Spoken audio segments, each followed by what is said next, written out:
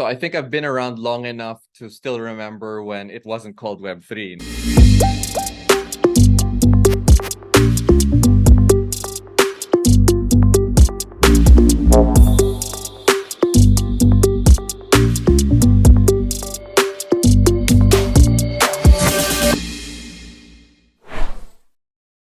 I'm Luis Buenaventura. I'm from the Philippines. I've been working in the crypto industry for 9.5 years, almost about 10 years now. I was one of the very first people to try to build a business out of the kind of the very, very young Bitcoin technology here in the Philippines back in 2014.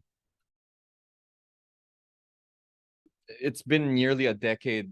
So there's a lot of different projects that I've been involved in. From the very beginning, I was always very interested in using crypto as kind of an alternative means of finance for Filipinos, taking this new technology and making it more accessible for the average Filipino. I was one of the co-founders of one of the first licensed exchanges here in the Philippines. It was called BloomX. My co-founders are still running it, but like I decided to take a step back and start exploring this new thing called Web3. So that was in 2021. I kind of moved into the Web3 space as the country manager of a company called Yield Guild Games, YGG. I was doing that for about 2 years, but I continued to be very active in the space. Most of my contributions to the space these days are like when I'm speaking on stage or when I'm kind of creating educational material that I publish just on my social media channels.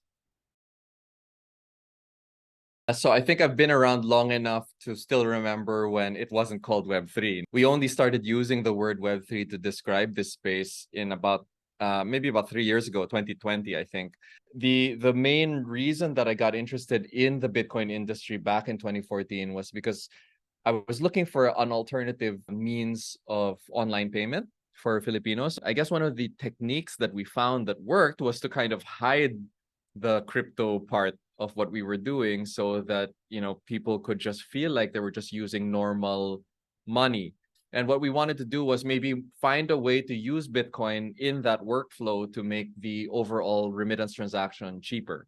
I still believe that, cryptocurrencies have maybe some inherent properties within them that will help us solve these societal problems.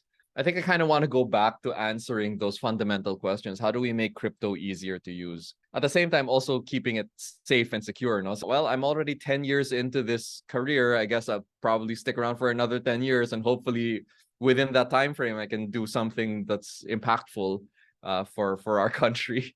I'm hoping anyway. I don't really know if that's possible, but yeah, that's the goal.